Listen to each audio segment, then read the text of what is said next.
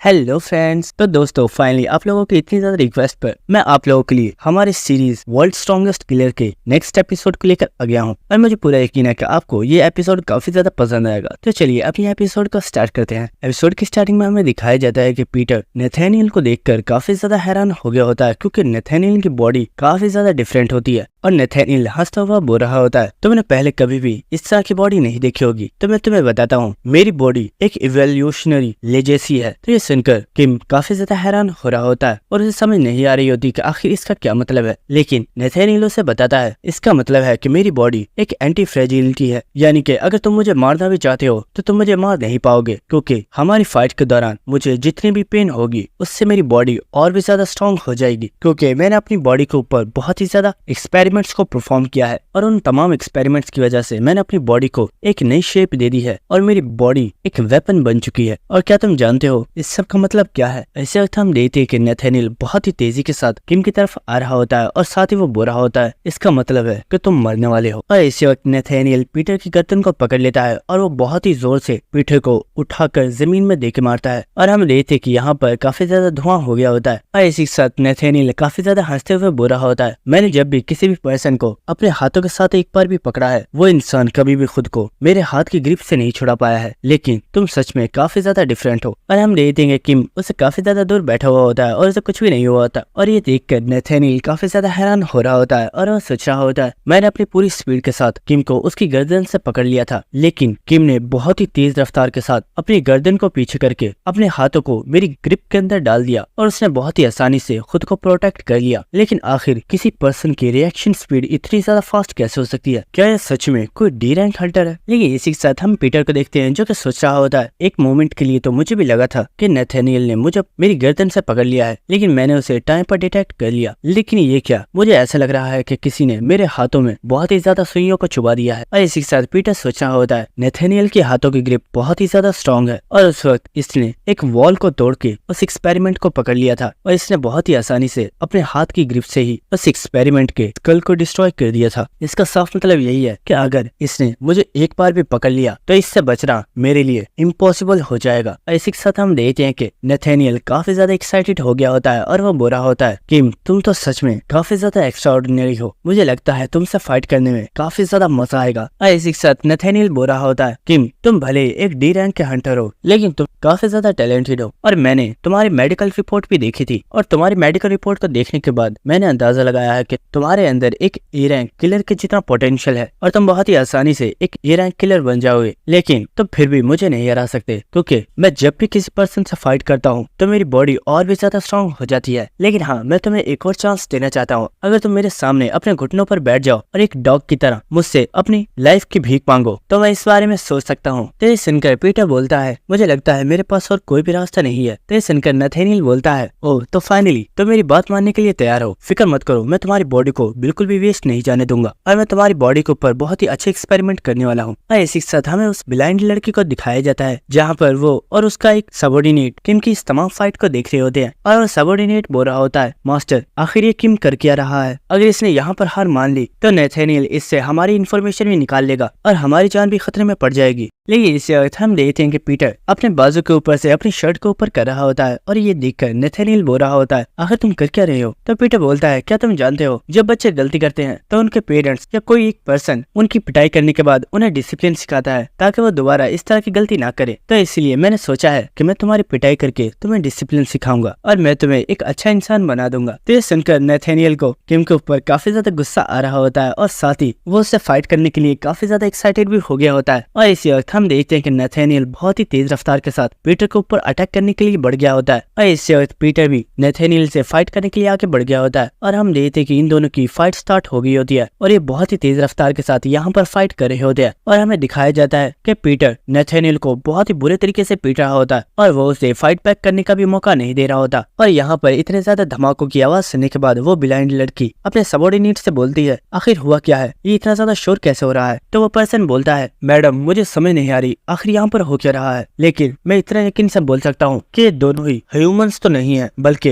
ये दोनों ही मॉन्स्टर्स है और इस वक्त दो मॉन्स्टर्स आपस में फाइट फाइट कर रहे हैं। जिसके बाद हम नेथेनियल को देखते हैं जो कि पीटर से फाइट करते हुए सोच रहा होता है किम सच में काफी ज्यादा स्ट्रॉन्ग है। मैंने सोचा नहीं था कि एक डी रैंक का किलर मुझे इस तरह टक्कर दे सकता है, लेकिन इससे हकीकत नहीं बदलने वाली और हकीकत ये है कि मुझे कोई भी नहीं हरा सकता। और हमें दिखाया जाता है कि नेथेनियल की बॉडी की पावर और भी ज्यादा इनहेंस हो गई होती है और इसी के साथ वो पीटर के साथ फाइट करना स्टार्ट कर देता है और वो हंसते हुए सोच रहा होता है मैंने अपनी पूरी लाइफ में फाइट करते हुए अपनी फाइट को कभी भी इतना ज्यादा एंजॉय नहीं किया है। और इसी के साथ वो अपनी पंचेस को किम के साथ टकराते हुए सोच रहा होता है मैंने किम की मेडिकल रिपोर्ट्स को देखा है और किम की तमाम स्टेट्स ही बहुत ही ज्यादा नॉर्मल है, जिससे साफ जाहिर है कि किम मुझे कभी भी नहीं हरा सकता। लेकिन आखिर ऐसी क्या वजह है कि किम हार मानने के लिए तैयार नहीं है और वो आखिर दम तक मुझसे फाइट करना चाहता है। लेकिन इसी के साथ नेथेनियल सोचता है शायद मुझे अब इस खेल को खत्म कर देना चाहिए। और इसी वक्त हम देखते हैं कि पीटर जब उसे किक मार रहा होता है तो नेथेनियल उसके पैर को पकड़ लेता है और वो पीटर को हवा में घुमाना स्टार्ट कर देता है और वो बहुत ही जोर से उन ट्यूब्स में देकर मारता है और पीटर काफी ज्यादा ट्यूब्स को तोड़ते हुए बहुत ही ज्यादा दूर जाकर गिर जाता है। और इसी वक्त नेथेनियल बहुत ही तेजी के साथ जंप करके किम के ऊपर अटैक करने के लिए आ रहा होता है और साथ ही वो बोल रहा होता है किम कितनी ज्यादा शर्म की बात है कि इतनी ज्यादा स्ट्रगल करने के बाद भी तुम मारे गए। और इसी वक्त वो पीटर को एक बहुत ही ज्यादा पावरफुल पंच मार देता है जिसकी वजह से एक काफी बड़ा धमाका हुआ होता है। और इसी वक्त वो सबॉर्डिनेट अपनी मैडम से बोलता है मैडम मुझे लगता है नेथेनियल ने किम को मार डाला है। और ये सुनकर वो ब्लाइंड लड़की काफी ज्यादा शॉक हो गई होती है और वो बोलती है नहीं ऐसा नहीं हो सकता। लेकिन इसी वक्त उसे पीटर की आवाज आती है जो कि बोल रहा होता है तुमने बोला कि तुम्हारी बॉडी के ऊपर कोई पर्सन जितना भी चाहे अटैक क्यों ना करे लेकिन उससे तुम्हें कोई फर्क नहीं पड़ेगा बल्कि तुम्हारी बॉडी और भी ज्यादा स्ट्रांग हो जाएगी। और इस वक्त हमें दिखाया जाता है कि किम बिल्कुल ठीक होता है क्योंकि उसने इस पंच को डॉच कर दिया होता है और वो बोलता है और तुम्हें लगता है कि तुम जब भी किसी पर्सन से फाइट करते हो तुम और भी ज्यादा स्ट्रांग हो जाते हो, लेकिन क्या तुम जानते हो जिस चीज को तुम अपने लिए एक ब्लेसिंग समझ रहे हो यही चीज तुम्हारी जान भी ले सकती है, क्योंकि मैं इतनी देर से तुम्हारी इस ब्लेसिंग के साइड इफेक्ट का ही वेट कर रहा था। और ये सुनकर नेथेनियल काफी ज्यादा शॉक हो गया होता है। और इसी के साथ हमें पता चलता है कि इस वक्त नेथेनियल की बॉडी के ऊपर जितने भी मसल्स होते हैं वो सभी बहुत ही ज्यादा हार्ड हो चुके होते हैं और नेथेनियल अपनी बॉडी को मूव नहीं कर पा रहा होता। और इसी के साथ वो काफी ज्यादा हैरान होते हुए सोच रहा होता है शिट आखिर मैंने इस चीज पर ध्यान क्यों नहीं दिया। मैं किम से फाइट करने में इतना ज्यादा खो गया था कि मुझे इस चीज का ख्याल ही नहीं रहा कि किम से फाइट करते हुए मेरी बॉडी के मसल्स बहुत ही ज्यादा स्टिफ हो गए हैं, क्योंकि मुझे लग रहा था कि मैं किम को बहुत ही आराम से हरा सकता हूँ। लेकिन मैं तो इस कमीने को अभी तक एक प्रॉपर हिट भी नहीं लगा पाया और इसने मेरे तमाम अटैक्स को ही डॉच कर लिया है। लेकिन इसी वक्त पीटर नेथेनियल से बोलता है नेथेनियल क्या तुम जानते हो तुम मुझसे हार चुके हो। और ये सुनकर नेथेनियल काफी ज्यादा गुस्से में आ गया होता है और वो काफी ज्यादा गुस्से में किम से बोलता है तो मुझे नहीं हरा सकते। लेकिन इसी वक्त पीटर उसे एक किक मारकर बहुत ही ज्यादा दूर फेंक देता है। लेकिन इसी के साथ नेथेनियल सोच रहा होता है ऐसा नहीं हो सकता, ये मुझे नहीं हरा सकता, ये सिर्फ एक डी रैंक किलर है जबकि मैं वर्ल्ड के स्ट्रॉन्गेस्ट फाइटर्स से भी फाइट कर चुका हूँ और अपनी बॉडी को इतना ज्यादा स्ट्रॉन्ग बनाने के लिए मैंने अपने ऊपर बहुत ही ज्यादा टॉर्चर किया है और मैं ये नहीं मान सकता कि मुझे सिर्फ एक नॉर्मल डी रैंक के किलर ने हरा दिया है। नहीं ऐसा नहीं हो सकता। और इसी वक्त हम देखते हैं कि नेथेनियल हंसना स्टार्ट कर देता है और इसी वक्त वो अपने शूज के ऊपर से एक स्टिकर को उतार कर उसे खा लेता है और इसी के साथ वो हंसते हुए बोलता है किम क्या तुम जानते हो मैं हमेशा ही अपनी बॉडी के लिए अपने साथ कुछ एंटीडोट्स रखता हूँ और अब क्योंकि मैंने इस एंटीडोट को ले लिया है तो मेरे मसल दोबारा से बिल्कुल ठीक हो जाएंगे। और हमें दिखाया जाता है कि नेथेनियल के मसल्स दोबारा से बिल्कुल ठीक हो जाते हैं, लेकिन इसी के साथ उसकी आईज बिल्कुल रेड हो चुकी होती है और वो बुरा होता है तुम्हारी वजह से मेरी कंडीशन काफी ज्यादा खराब हो गई है और मैं सिर्फ 3 मिनट के लिए ही तुमसे अपनी पूरी स्ट्रेंथ के साथ फाइट कर सकता हूँ, जिसके बाद मुझे नहीं पता कि मेरी बॉडी के साथ क्या होगा। इसी के साथ हम देखते हैं कि नेथेनियल के मुंह में से काफी ज्यादा ब्लड निकल रहा होता है। लेकिन इस वक्त नेथेनियल काफी ज्यादा जोश में आ गया होता है और वो बोलता है लेकिन 3 मिनट तुम्हें मारने के लिए काफी है। और इस वक्त हम देखते हैं कि वो बहुत ही तेजी के साथ अपनी पूरी स्ट्रेंथ के साथ किम के ऊपर अटैक कर देता है और किम भी नेथेनियल से फाइट करने के लिए रेडी हो चुका होता है। और हम देखते हैं कि ये दोनों ही बहुत ही तेज रफ्तार के साथ एक दूसरे के साथ टकरा जाते हैं और हम देखते हैं कि इन दोनों की अब फाइनल बैटल स्टार्ट हो गई होती है और ये दोनों ही एक दूसरे के ऊपर बहुत ही तेजी के साथ अटैक कर रहे होते हैं। और इसी के साथ नेथेनियल हमें बता रहा होता है मैं अभी तक वर्ल्ड के बहुत ही ज्यादा पावरफुल मार्शल आर्टिस्ट से फाइट कर चुका हूँ, लेकिन मैंने इस जैसा स्ट्रॉन्ग पर्सन अपनी पूरी लाइफ में पहली मर्तबा देखा है और मुझे समझ नहीं आ रही आखिर कैसे, लेकिन मैं इस पर्सन को टच तक नहीं कर पा रहा हूँ जबकि मेरी स्पीड इससे बहुत ही ज्यादा तेज है और मेरी स्ट्रेंथ भी इससे बिल्कुल भी कम नहीं है। और इसी के साथ हम देखते हैं कि किम बहुत ही तेजी के साथ नेथेनियल के अटैक्स को डॉज कर रहा होता है और इसी वक्त वो नेथेनियल के सर पर एक बहुत ही जोरदार किक मारता है। और इसी के साथ नेथेनियल हमें बता रहा होता है, मैं तब से यही सोच रहा था कि किम की जो मेडिकल रिपोर्ट है उसके अंदर उसकी तमाम स्टैट्स बिल्कुल नॉर्मल है, तो आखिर किम इतना ज्यादा एक्स्ट्रा ऑर्डिनरी कैसे है। लेकिन ये चीज अब मुझे समझ आ चुकी है और मैं इस कंक्लूजन पर पहुंचा हूं कि भले ही हमारी मेडिकल रिपोर्ट्स हमारी बॉडी की तमाम स्टैट्स के बारे में बता देते हैं, लेकिन एक इंसान की मेडिकल रिपोर्ट ये नहीं बता सकती कि वो पर्सन कितना ज्यादा स्ट्रांग है। और मुझे समझ आ चुकी है कि किम की स्ट्रेंथ मुझसे बहुत ही ज्यादा है और मैं उसे नहीं हरा सकता। और क्या तुम जानते हो मुझे ऐसा क्यों लग रहा है? क्योंकि इसी के साथ हमें दिखाया जाता है कि नेथेनियल की हालत इस वक्त काफी ज्यादा खराब हो गई होती है और इसी के साथ वो सोच रहा होता है किम बहुत ही ज्यादा यंग है, लेकिन उसका एक्सपीरियंस मुझसे बहुत ही ज्यादा है और उसे फाइट करने के बाद मुझे ऐसा महसूस हो रहा है कि किम मुझसे भी ज्यादा पावरफुल लोगों से फाइट कर चुका है। और इसी वक्त हम देखते हैं कि किम बहुत ही तेजी के साथ नेथेनियल के पास आ गया होता है और वो उसे एक बहुत ही ज्यादा पावरफुल पंच मार रहा होता है। और पीटर को देखकर नेथेनियल सोच रहा होता है किम तो सच में एक मॉन्स्टर है। और इसी के साथ हमें एक प्रीवियस मेमोरी दिखाई जाती है जहाँ पर हम एक मेडिकल कॉलेज को देखते हैं जहाँ पर कोई पर्सन एक कसम खा रहा होता है और वो बोल रहा होता है, मैं वादा करता हूँ कि मैं एक बहुत ही ज्यादा बड़ा डॉक्टर बनने के बाद तमाम पेशेंट्स की हेल्प करूंगा और मैं उनकी जानों को बचाऊंगा और मैं किसी भी पर्सन को मरने नहीं दूंगा और मैं अपने फर्ज को बहुत ही अच्छे से निभाऊंगा। और हमें पता चलता है कि ये पर्सन और कोई नहीं बल्कि नेथेनियल है, जिसका असली नाम नहयोन है, जो कि 13 साल की उम्र में ही कंट्री के सबसे बड़े हॉस्पिटल में एंटर हो चुका है क्योंकि वो एक बहुत ही बड़ा जीनियस है। और इसी के साथ नेथेनियल हमें बता रहा होता है, मैं बचपन से ही बहुत ही बड़ा जीनियस था, लेकिन इसी के साथ मैं बहुत ही ज्यादा वीक भी था और मेरी बॉडी की कंडीशन बिल्कुल भी नॉर्मल नहीं थी और मैं नॉर्मल बच्चों की तरह खेल नहीं पाता था और मैं सिर्फ एक बिस्तर के ऊपर ही पड़ा रहता था और ये चीज मुझे सबसे ज्यादा बुरी लगती थी। लेकिन एक दिन मैंने टीवी के ऊपर एक शो देखा जिसके अंदर बताया गया था कि कीड़े मकोड़ों को इवॉल्व करके और भी ज्यादा पावरफुल बनाया जा सकता है। और इसी दिन मुझे एक बहुत ही ज्यादा पावरफुल आइडिया आया और मैंने सोचा कि मैं अपनी बॉडी को इवॉल्व करूंगा और मैं वो हासिल करूंगा जो मेरे पास नहीं है। और एक दिन वो टाइम आया जिसका मुझे बहुत बेसब्री से इंतजार था और हमें दिखाया जाता है कि एक दिन हॉस्पिटल के अंदर एक बहुत ही ज्यादा इंजर्ड पेशेंट को लाया गया होता है जिसका एक बहुत ही बड़ा एक्सीडेंट हुआ होता है और सभी लोग बोल रहे होते हैं क्या ये पर्सन बच पाएगा। पुलिस वालों का कहना है कि ये पर्सन एक सीरियल किलर है जो कि एक पर्सन को किल करके भागने की कोशिश कर रहा था, लेकिन रास्ते में इसका एक्सीडेंट हो गया। लेकिन क्या तुम इस बात का यकीन करोगे कि यहाँ पर एक ऐसा डॉक्टर मौजूद है जिन्हें इस सब से बिल्कुल भी फर्क नहीं पड़ता और वो इस पर्सन को बिल्कुल ऐसे ही ट्रीट करने वाले हैं जैसे वो हर एक नॉर्मल पर्सन को ट्रीट करते हैं। और हमें दिखाया जाता है कि ये पर्सन और कोई नहीं बल्कि नहयोन होता है जो कि इस पर्सन का ट्रीटमेंट कर रहा होता है और वो इसका ऑपरेशन करने के लिए आ चुका होता है। और इसी के साथ हमें नेथेनियल बता रहा होता है कई सालों के बाद उस दिन फर्स्ट टाइम था जब मैंने एक बहुत ही ज्यादा अनोखी चीज देखी और मैंने देखा कि जो पर्सन मेरे सामने मौजूद है उसके पास एक बहुत ही ज्यादा पावरफुल और स्ट्रॉन्ग बॉडी है। और मैं ये देखकर बहुत ही ज्यादा शॉक हो गया था और मुझे समझ नहीं आ रही थी कि आखिर इस इंसान के पास इतनी ज्यादा पावरफुल बॉडी कैसे है। और मैं बहुत ही ज्यादा क्यूरियस था और मैं जानना चाहता था कि आखिर इस पर्सन की बॉडी के अंदर क्या है। और मैंने अपने आप को समझाया कि ये गलत है, लेकिन मेरी क्यूरियोसिटी बढ़ती ही चली गई और मैं अपने ऊपर कंट्रोल नहीं कर पाया। और उस दिन मैंने उस पर्सन की बॉडी को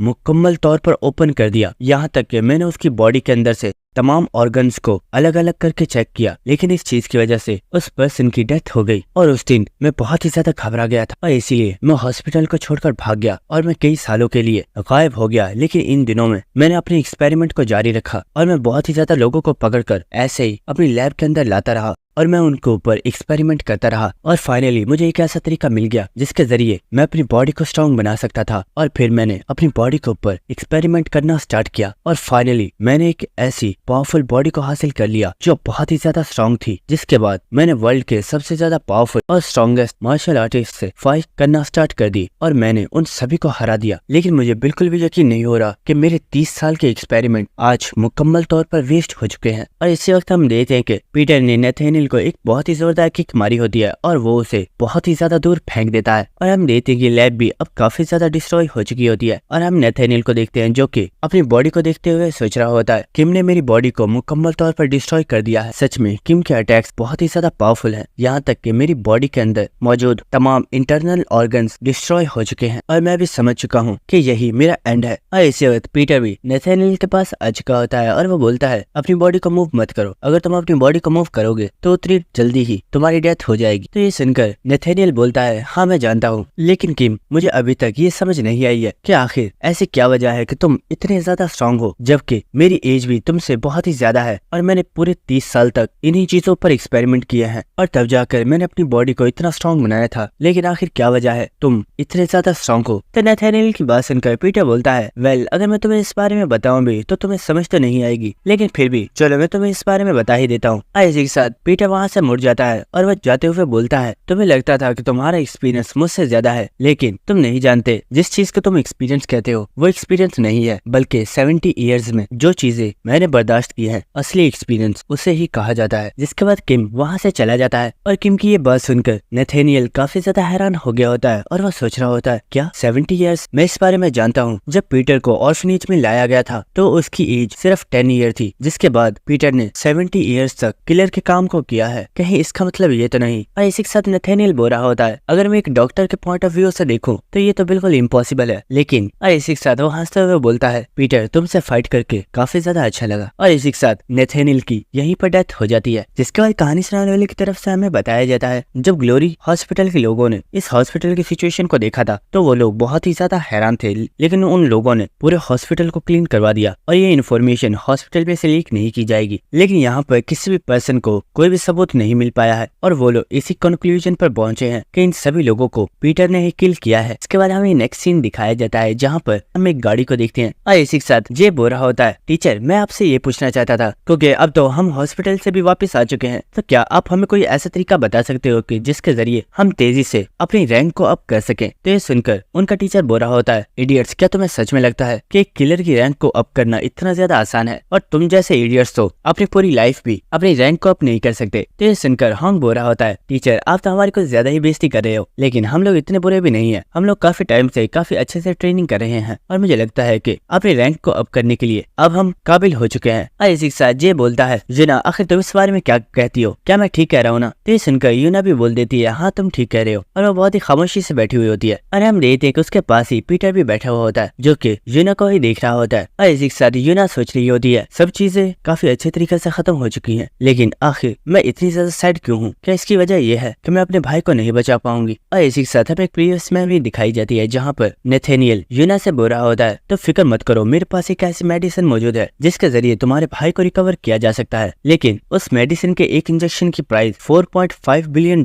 है। और मुझे पूरा यकीन है कि अगर उस इंजेक्शन को तुम्हारे भाई की बॉडी में लगा दिया जाए तो तुम्हारा भाई बहुत ही जल्दी से रिकवर कर सकता है, लेकिन इसके लिए तुम्हें वो करना होगा जो मैं चाहता हूँ। और इस वक्त पीटर बोलता है, यूना आखिर क्या बात है, क्या तुम अपने भाई के लिए परेशान हो? तो यूना बोलती है, नहीं ऐसी कोई भी बात नहीं है, वैसे भी नेथेनियल ने मुझसे जिन इंजेक्शंस के बारे में बोला होगा वो तो उसकी लाइफ के साथ ही डिस्ट्रॉय हो गए होंगे, तो अब इस सब का कोई भी फायदा नहीं है। तो ये सुनकर पीटर बोलता है, यूना तुम्हें इतना ज्यादा फिक्र करने की जरूरत नहीं है, मुझे पूरा यकीन है तुम अपने भाई के लिए कोई ऐसा तरीका तलाश जरूर कर लोगी जिसके जरिए तुम उसे जल्दी ठीक कर सको। तो यूना बोलती है, शायद तुम ठीक कह रहे हो और मुझे इस बारे में अब ज्यादा नहीं सोचना चाहिए। और हमें दिखाया जाता है कि ये सभी लोग अपने स्कूल वापस आ चुके होते हैं, जिसके बाद वो सभी लोग अपने अपने हॉस्टल के लिए चले जाते हैं। यही इसी के साथ पीटर यूना से बोलता है, यूना आखिर तुम कहाँ जा रही हो? मुझे लगता है वो बॉक्स तुम्हारे लिए रखा हुआ है, क्या तुम उसे अपने साथ नहीं ले जाने वाली? तो ये सुनकर यूना बोलती है, ये बॉक्स मेरा नहीं है, मुझे लगता है शायद ये टीचर का है, वो उसे यहाँ पर भूल गए हैं। तो पीटर बोलता है, मुझे लगता है तुम इसे अपने पास रख सकती हो, क्या पता ये यूजिन को पसंद आ जाए। तो ये सुनकर यूना उस बॉक्स को उठा लेती है और वो साथ ही बोल रही होती है, आखिर तुम्हें इस बारे में कैसे पता कि मेरे छोटे भाई का नाम यूजिन है? तुम भी सच में काफी ज्यादा अजीब हो। और इसी के साथ वो उस बॉक्स को ओपन कर रही होती है और वो बोल रही होती है, आखिर इसके अंदर है क्या तुम उसके लिए कोई गिफ्ट लाए हो? और हम देखते हैं कि यूना जैसे ही इस बॉक्स को ओपन करती है वो काफी ज्यादा इमोशनल हो गई होती है और हमें पता चलता है कि इस बॉक्स के अंदर वो इंजेक्शंस मौजूद है जिनके बारे में नेथेनियल ने यूना को बोला था। और इसी के साथ पीटर वहाँ से जाते हुए बोलता है, जब हमारी फाइट हुई थी तो मैंने इस चीज का ख्याल रखा था कि इन इंजेक्शंस को कोई भी नुकसान ना पहुंचे, लेकिन हम यूना को देखते हैं जो कि इस वक्त काफी ज्यादा रो रही होती है और वो इस बॉक्स को अपने गले लगाकर यहाँ पर रोना स्टार्ट कर देती है क्योंकि वो इस वक्त काफी ज्यादा खुश होती है। जिसके बाद हमें ग्लोरी हॉस्पिटल का सीन दिखाया जाता है और हम देखते हैं कि यहाँ पर ग्लोरी ऑर्गेनाइजेशन का बॉस मौजूद होता है जिसका सबॉर्डिनेट उसे बता रहा होता है, सर इस हॉस्पिटल के अंदर जितने भी पेशेंट्स एडमिट थे उन सभी को हमारे दूसरे हॉस्पिटल के अंदर ट्रांसफर कर दिया गया है, लेकिन सर ये सच में बहुत ही ज्यादा अनबिलीवेबल है और इस एरिया को देखने के बाद बिल्कुल भी ऐसा नहीं लग रहा कि यहाँ पर इंसानों के दरमियान में फाइट हुई है। तो उसका बॉस बोलता है, क्या तुम बिल्कुल कंफर्म हो कि वो पर्सन और कोई नहीं बल्कि पीटर था? तो सुनकर वो पर्सन बोलता है, सर हमें सीसीटीवी कैमरा पर सिर्फ पीटर की एक वीडियो ही मिली है और उससे ये कंफर्म है कि वो पर्सन और कोई नहीं बल्कि पीटर ही था। लेकिन किसी भी पर्सन ने पीटर को नहीं देखा और पीटर बिल्कुल ऐसे गायब हो गया जैसे कि वो कोई इंसान नहीं बल्कि एक घोस्ट है। और ये सुनकर कोई पर्सन बोलता है, क्या बोला तुमने, घोस्ट? और इससे वक्त वो पर्सन यहाँ पर किसी को देखकर काफी ज्यादा घबरा गया होता है और वो बोलता है, नहीं मैंने घोस्ट नहीं बोला। लेकिन वो पर्सन बोलता है, नहीं मैंने बिल्कुल साफ सुना है, तुमने बोला कि पीटर एक घोस्ट है। तो ये सुनकर वो पर्सन बहुत ही ज्यादा घबरा गया होता है और वो बोलता है, नहीं मैंने ऐसा कुछ भी नहीं बोला, और वो घबरा कर जमीन के ऊपर गिर जाता है। लेकिन इसी वक्त हम देखते हैं कि उसकी बॉडी के ऊपर बहुत ही ज्यादा कट्स लग गए होते हैं और इसी वक्त उसकी बॉडी ब्लास्ट हो जाती है और हमें दिखाया जाता है कि जिस पर्सन ने इस सबऑर्डिनेट को मारा होता है ये असलियत में एक लड़की होती है। और इसी के साथ वो बोलती है, बॉस मैंने आपके एक सबऑर्डिनेट को मार दिया, तो इससे आप मुझ पर गुस्सा तो नहीं होगे? तो सुनकर वो बॉस बोलता है, बिल्कुल भी नहीं, क्योंकि आखिर कोई पर्सन तुम्हारा नाम कैसे चुरा सकता है? तो सुनकर वो बोलती है, ये सच में काफी ज्यादा शर्म की बात है कि नथानियल एक 80 साल के बुढ़े के हाथों मर गया। मुझे लगता है कि अब उस बुढ़े को मुझे ही हैंडल करना होगा। और इसी के साथ हमें इस लड़की के बारे में बताया जाता है जिसका टाइटल स्वॉर्ड घोस्ट है।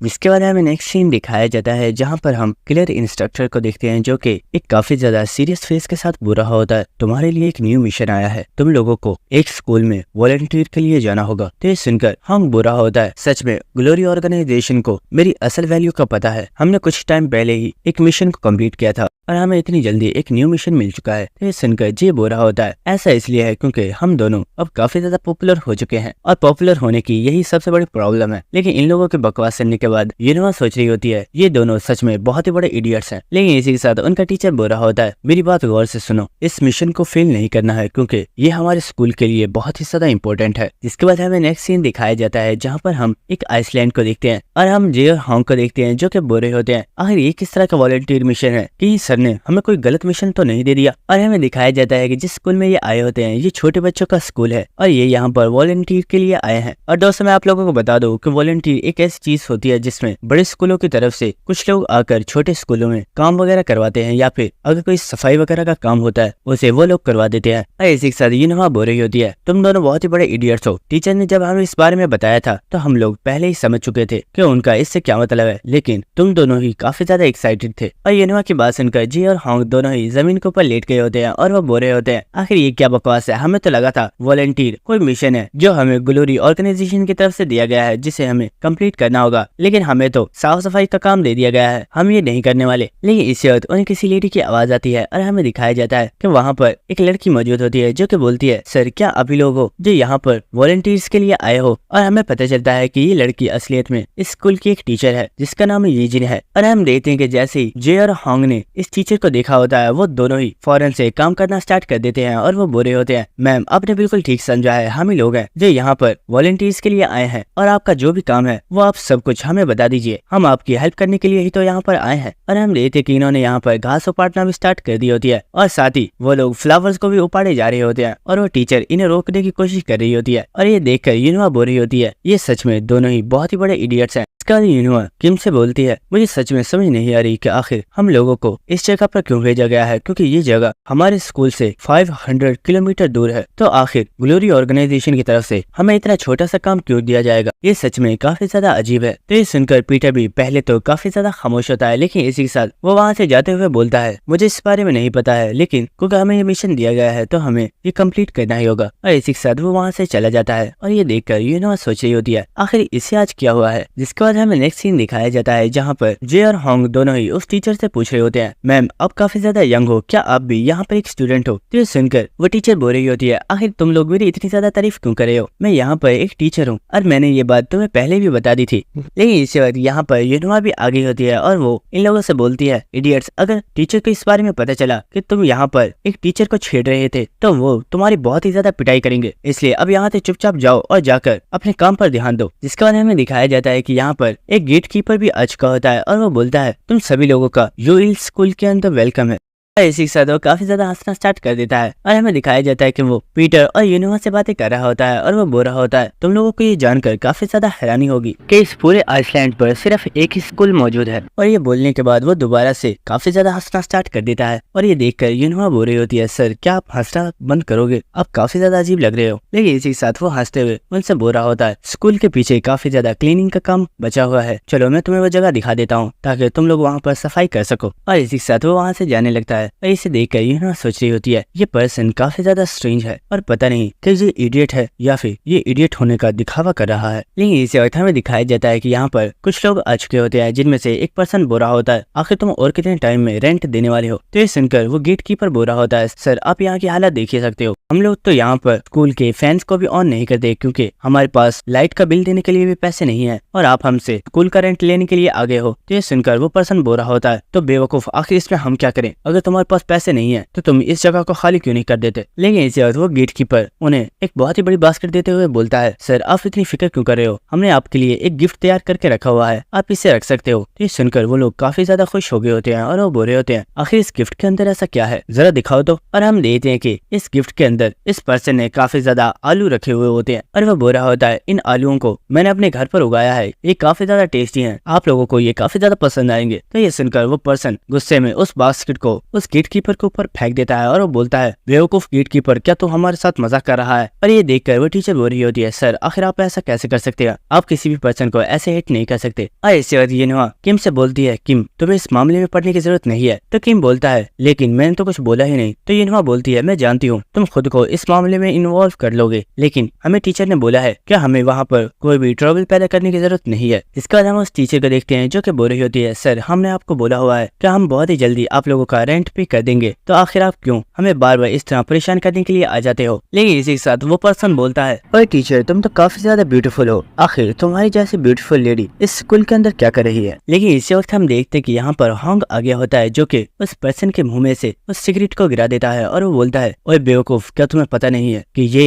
एक स्कूल है और यहाँ पर सिगरेट पीना मना है, इसलिए यहाँ से दफा हो जाओ और यही तुम्हारे लिए अच्छा होगा। लेकिन इसी वक्त एक पर्सन होंग के फेस पर एक बहुत ही जोरदार पंच मारता है और वो उसे नीचे गिरा देता है और इसी के साथ वो बोलता है ओए कमीने आखिर तू है कौन जो हमारे काम में टांग अड़ा रहा है, अब अगर तू और ज्यादा पिटना नहीं चाहता है तो चुपचाप यहाँ से दफा हो जा। तो ये सुनकर होंग को काफी ज्यादा गुस्सा आ रहा होता है। लेकिन इसी के साथ वो बोलता है तुम्हें क्या लगता है तुम्हारे एक मुक्के से मैं डर जाऊंगा, शायद तुम जानते नहीं मैं एक बहुत ही ज्यादा स्ट्रॉन्ग पर्सन हूँ। और होंग के ये कहने के बाद हमें किसी पर्सन की बहुत ही ज्यादा मार खाने की आवाजें आ रही होती है, जिसके बाद हमें नेक्स्ट सीन दिखाया जाता है जहाँ पर होंग और जे दोनों ही बहुत ही बुरी तरीके से मार खाकर हॉस्पिटल के बेड के ऊपर पड़े होते हैं और वो टीचर इन लोगों की केयर कर रही होती है और वो बोल रही होती है मिस्टर आपको हमारे लिए उनसे फाइट करने की जरूरत नहीं थी, देखिए उन्होंने आपका कितना ज्यादा बुरा हाल कर दिया है। तो ये सुनकर जे बोल रहा होता है मैम आपको इसकी फिक्र करने की जरूरत नहीं है, हम दोनों बहुत ही ज्यादा स्ट्रॉन्ग है और ये हमारे लिए इतनी बड़ी प्रॉब्लम भी नहीं है। और हम देखते कि वहाँ पर वो गेट कीपर भी मौजूद होता है जो कि बोल रहा होता है तुम दोनों ही स्टूडेंट्स हो और तुम्हें उन गैंगस्टर्स के साथ फाइट नहीं करनी चाहिए थी, देखो उन्होंने तुम्हारा कितना ज्यादा बुरा हाल कर दिया है। और इसी के साथ वो टीचर बोलती है आप दोनों ही सच में बहुत ही ज्यादा ब्रेव हो, इसलिए आप दोनों का ही बहुत ही ज्यादा थैंक्स और आप लोगों को स्कूल की क्लीनिंग की और ज्यादा फिक्र करने की जरूरत नहीं है, बस आप लोग यहाँ पर रेस्ट कीजिए, बाकी का काम हम लोग खुद कर लेंगे। और इसी वक्त हम देखते हैं कि यहाँ पर पीटर भी आ गया होता है और वो बोलता है कैप्टन कैसे हो तुम, तुम्हें देखने में तो लग रहा है कि काफी ज्यादा अच्छे हो। तो ये सुनकर होंग बोल रहा होता है हाँ भाई मजाक उड़ा ले। और इसी के साथ पीटर सोच रहा होता है ये दोनों ही पहले से काफी ज्यादा इम्प्रूव हो चुके हैं, जब ये पहले किसी भी पर्सन को अपने सामने देखते थे तो ये फौरन उसके ऊपर अटैक कर देते थे क्योंकि इन्हें लगता था कि ये उस पर्सन को डिफीट कर सकते हैं, लेकिन अब ये सच में काफी ज्यादा बदल चुके हैं। और इसी के साथ पीटर बोलता है कैप्टन तुम सच में पहले से काफी ज्यादा इम्प्रूव हो चुके हो, क्योंकि एक असली मर्द वही है जो अपने गुस्से पे काबू कर सकता है। लेकिन पीटर की बात सुनकर होंग बोल रहा होता है अरे नहीं दोस्त ये सब तो मैंने इसलिए किया था क्योंकि मैं किसी पर्सन को प्रॉब्लम में नहीं देख सकता। तो होंग की ये बात सुनकर वो टीचर बोल रही होती है मिस्टर होंग आप सच में काफी ज्यादा काइंड हो। तो सुनकर होंग भी काफी ज्यादा खुश हो रहा होता है, जिसके बाद हमें नेक्स्ट सीन दिखाया जाता है जहाँ पर हम देखते हैं कि यूनवा पार्क में बैठी हुई होती है और वो इस वक्त किम के बारे में सोच रही होती है और उसे प्रीवियस मेमोरी याद आ रही होती है जहाँ पर किम ने उसे ये बॉक्स देते हुए ये जिन के बारे में बोला था और वो सोच रही होती है किम ने मेरे लिए नथेनियल से फाइट की और उसने मुझे यूजिन के लिए वो मेडिसिन भी लाकर दे दी है, लेकिन मैंने उसे एक बार भी थैंक्स भी नहीं बोला। अब जब किम मुझे दोबारा मिलेगा तो मैं उसे थैंक्स जरूर बोलूंगी। और इसी वक्त हम देखते हैं कि यहाँ पर किम आ गया होता है और वो बोलता है क्या तुम अपने भाई के बारे में सोच रही हो। लेकिन हम देखते हैं कि यूनवा यहाँ पर किम को देखकर अचानक से काफी ज्यादा डर गई होती है और वो इस चीख भी मार देती है, जिसके बाद किम भी उसके पास बैठ जाता है और वो बोल रहा होता है तुम मुझे जब भी देखती हो तो तुम इतनी ज्यादा डर क्यों जाती हो, क्या मैं कोई भूत हूँ। तो यूनवा बोल रही होती है नहीं ऐसी बात नहीं है, लेकिन तुम हमेशा ही अचानक से मेरे सामने आ जाते हो। जिसके बाद यूनवा सोच रही होती है ये एक अच्छा मौका है, यहाँ पर मैं किम को थैंक्स बोल सकती हूँ। और इसी के साथ यूनवा बोलती है किम मैं तुमसे कुछ कहना चाहती थी एक्चुअली, लेकिन इससे पहले कि यूनवा पीटर को थैंक्स बोलती पीटर बोलता है यूनवा तुम्हारा थैंक्स। तो ये सुनकर यूनवा काफी ज्यादा हैरान हो गई होती है और वो बोलती है क्या अगर तुम मेरा थैंक्स क्यों कर रहे हो। तो ये सुनकर पीटर एक प्रीवियस मेमोरी सोच रहा होता है जहाँ पर यूनवा ने पीटर से बोला था कि उसे क्लॉक टावर के पास आना है। तो पीटर ने उससे पूछा था कि क्या उसे उस क्लॉक टावर के पास आना है जो कि हॉस्पिटल के अंदर मौजूद है। तो यूनोवा ने उसे बोला था नहीं, तुम्हें उस क्लॉक टावर के पास जाना है जो कि पार्क के अंदर मौजूद है। और इसी के साथ पीटर सोच रहा होता है जब नेथेनियल ने यूनोवा से ये बोला था कि वो उसे और उसके भाई दोनों को ही मार डालेगा। तो यूनोवा बहुत ही ज्यादा घबरा गई थी, लेकिन उसने फिर भी मेरा नाम नहीं बताया। और पीटर बोलता है यूनोवा तुम उस वक्त काफी ज्यादा डर गई थी, लेकिन तुमने मुझे फिर भी प्रोटेक्ट किया, तुम सच में काफी ज्यादा अमेजिंग हो। तो ये सुनकर यूनोवा काफी ज्यादा हैरान हो रही होती है और वो बोल रही होती है नहीं तो ऐसा कुछ भी नहीं है, अगर वहाँ पर तुम्हारे अलावा कोई और होता है तो शायद तब भी मैं यही करती। जिसके बाद यूनोवा बोल रही होती है कि मैं तुम्हारे बारे में काफी ज्यादा क्यूरियस हूँ और मैं जानना चाहती हूँ कि आखिर तुम कौन हो। और ये तो मैं जानती हूँ कि तुम पीटर को जानते हो, लेकिन ये काफी ज्यादा अजीब है कि तुमने ग्लोरी ऑर्गेनाइजेशन को ज्वाइन कर लिया और इतनी ज्यादा स्किल्स होने के बावजूद तुम सिर्फ एक डी रैंक के ही किलर बने हो,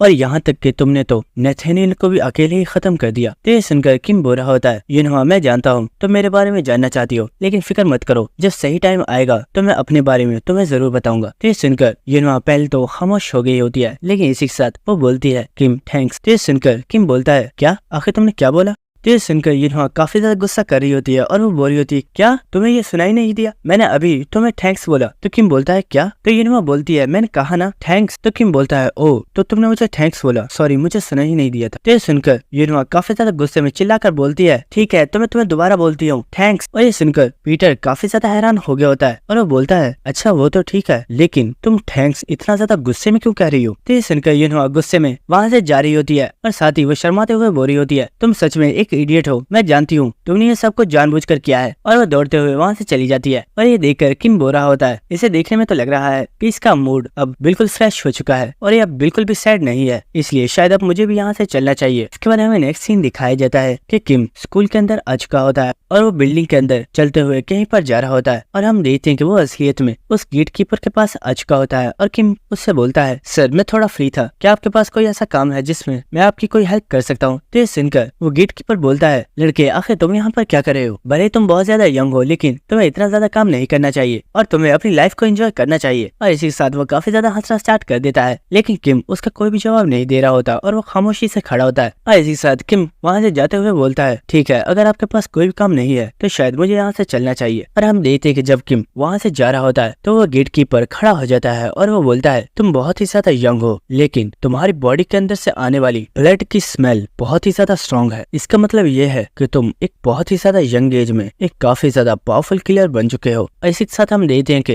वो पर्सन अपनी कैप को उतार देता है और साथ ही वो बोल रहा होता है आखिर यहाँ पर आने का तुम्हारा मेन रीजन क्या है। तो पीटर बोलता है अगर तुम इतना जानते हो तो इसका मतलब तुम ये भी जानते होगे कि मैं यहाँ पर किसी नॉर्मल गेट कीपर से नहीं बल्कि डिसाइपल साइमन से मिलने के लिए आया हूँ। और इसी के साथ हमें दिखाया जाता है कि जो गेट कीपर होता है उसने अपनी शर्ट को उतार दिया होता है और साथ में उसने अपने पास से एक बहुत ही ज्यादा बड़ी स्वॉर्ड को निकाल लिया होता है। और ये देखकर पीटर बोलता है मैं तुम्हें किस नाम से बुलाऊं, साइमन या फिर ग्लोरीज बेस्ट स्वॉर्ड्समैन। तो सुनकर वो पर्सन हंसना स्टार्ट कर देता है और वो बोलता है तुम तो यहाँ पर काफी ज्यादा रिसर्च करने के बाद आए हो, तो फिर तुम्हें ये भी पता होगा कि तुम यहाँ से अब जिंदा वापस नहीं जा पाओगे।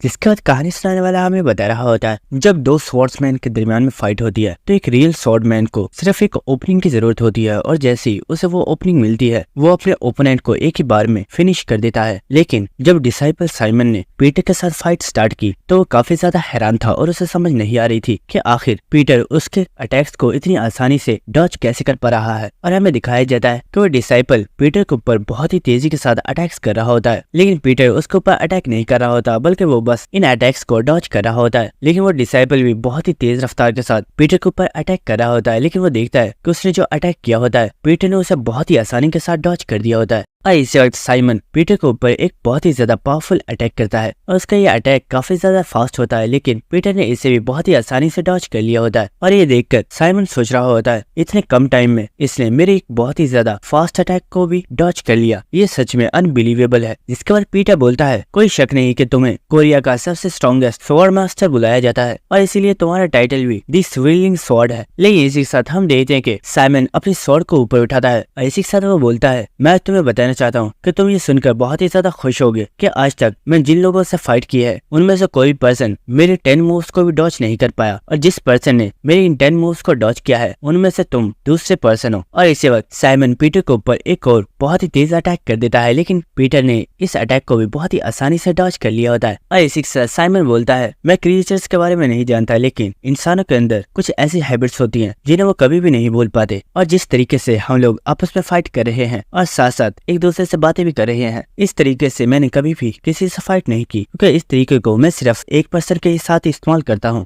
स्टार्टिंग में तो मैं सिर्फ यही सोच रहा था कि ये बिल्कुल इम्पॉसिबल है, लेकिन ऐसे वक्त हम देखते हैं साइमन अपनी सोर्ड को बहुत ही जोर से जमीन में मारता है और वो पीटर के सामने झुक गया होता है और वो बोलता है, मैं डिसाइपल साइमन, डिसाइपल पीटर को अपनी रिस्पेक्ट पे करता हूँ। लेकिन पीटर बस खामोशी से साइमन को देख रहा होता है और इसी के साथ साइमन बोलता है, ब्रदर मैंने तुम्हें काफी ज्यादा मिस किया। जिसका हमें नेक्स्ट सीन दिखाया जाता है जहाँ पर साइमन बोल रहा होता है, क्या तुम रीइंकार्नेट हुए हो, क्या ये सच है? तो पीटर बोल रहा होता है, हाँ ये बिल्कुल सच है और तुम्हें भी मेरी बात पर भरोसा कर लेना चाहिए। तो ये सुनकर साइमन बोल रहा होता है, ब्रदर मुझे तुम्हारे ऊपर भरोसा है, क्योंकि मुझे यकीन है तुम मुझसे कभी भी झूठ नहीं बोलोगे। सच में तुम्हें जिंदा देखकर मुझे काफी ज्यादा खुशी मिली, क्योंकि जब मैंने तुम्हारे बारे में सुना था कि ऑर्गेनाइजेशन के लोगों ने तुम्हें किल कर दिया है, तो पहले तो मुझे इस बारे में यकीन ही नहीं हुआ था। लेकिन ब्रदर क्या तुमने नोटिस किया है, तुम यंग होने के बाद तुम काफी ज्यादा कूल लग रहे हो और तुम पहले से बहुत ही ज्यादा हैंडसम हो गए हो। तो सुनकर पीटर बोल रहा होता है, हैंडसम तो मैं पहले से ही था, वो तो बस मेरी एज कुछ ज्यादा ही हो गई थी, इसलिए लोगों को मैं हैंडसम नहीं लगता था। लेकिन मैं तुम्हें देखकर काफी ज्यादा खुश हूँ कि तुम अब भी बिल्कुल ठीक हो